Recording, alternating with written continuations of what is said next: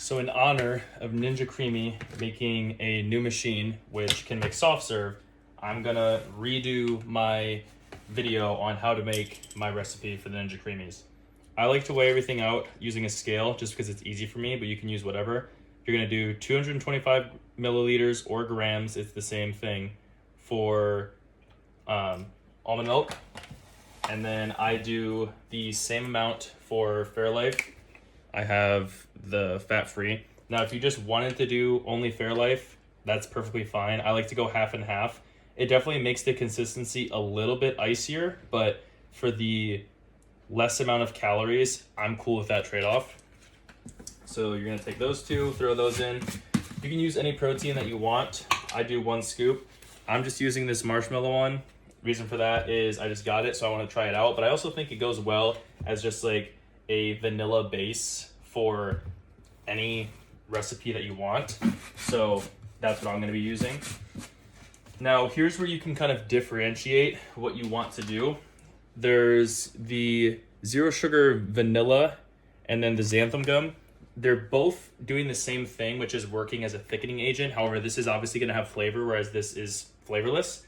I think that this works better for a thickening agent from my testing. I'm going to do a little bit of both. And so for this, we're going to use about 8 grams roughly. A little more, a little less. Really doesn't hurt when it comes to this stuff. Really anything with this recipe, if it's a little more, a little less, not that big of a deal. It all kind of balances out. So sometimes I weigh it to a T. Other times if it's a little bit off, it's whatever. And then for this, I do like roughly a gram. You really don't need that much for this stuff. So about a gram there. And then the final thing that you need is a crack of salt. You really don't need this. I think it adds, a little bit more flavor, right? Not that big of a deal. But then I mix it up.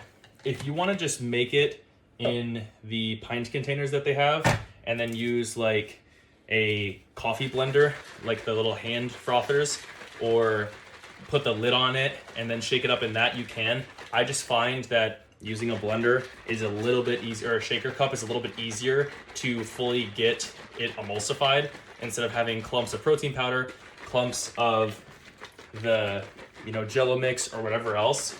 And I really don't want that in my ice cream. The machine itself, the Ninja Creami, does pretty good as far as getting those clumps out. However, if you only do 1 spin and you don't respin, there's a possibility that you have a little. And I just kind of want to avoid that. I want my ice cream to be pretty creamy throughout the entire thing, kind of hence the name.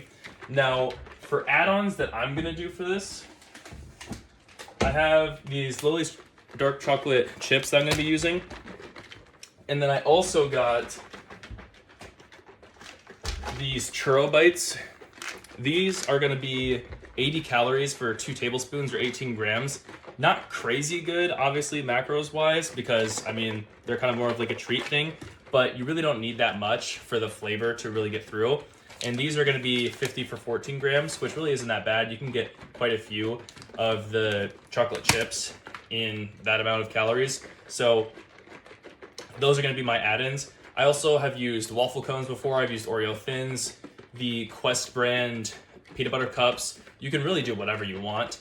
There's a lot of like zero sugar syrups that if you want to use those, you can. Otherwise, just use fruit. It's super easy because that's not a lot of calories. So it's really up to your own discretion. And if you use different protein powders, so if you use like a chocolate, something chocolate would be really good with that, or peanut butter. If you use, maybe a strawberry flavored protein, obviously the fruit would go really well with that. So just kind of figure out whatever works for you. This is what I'm doing this time, but if you go on my page, you can find a bunch of recipes that I've used and made different ones before. I've made like a cosmic brownie one before. That's really good. So just figure out what works with you. But yeah, last step, super simple here. Just pour it into there. This goes into the freezer. And then whenever you want to have your ice cream, just take it out, throw it into the machine. I have heard from a bunch of people that you want to leave it in the freezer to like fully, completely freeze. Otherwise it doesn't work well, which is fine by me because I'll usually make these and then I'll have them the next day. So I would say probably wait, 6 to 8 hours minimum. If you can wait longer, ideally, since it can fully freeze and it'll taste better. But I haven't personally had any issue with it. So that's just kind of my 2 cents on the issue. But yeah, I think it's a worthy investment. It's going to be not as good as like regular ice cream, obviously, but you're making it at home. You can add in stuff that you want to make it flavored for your own desire. You can have pretty much an entire pint of ice cream every single night if you wanted to, and you're still working towards your goals. There's gonna be more protein, less calories. And I'm gonna look at the exact amount of calories and protein for this, and I'm gonna stitch another video that's gonna include that.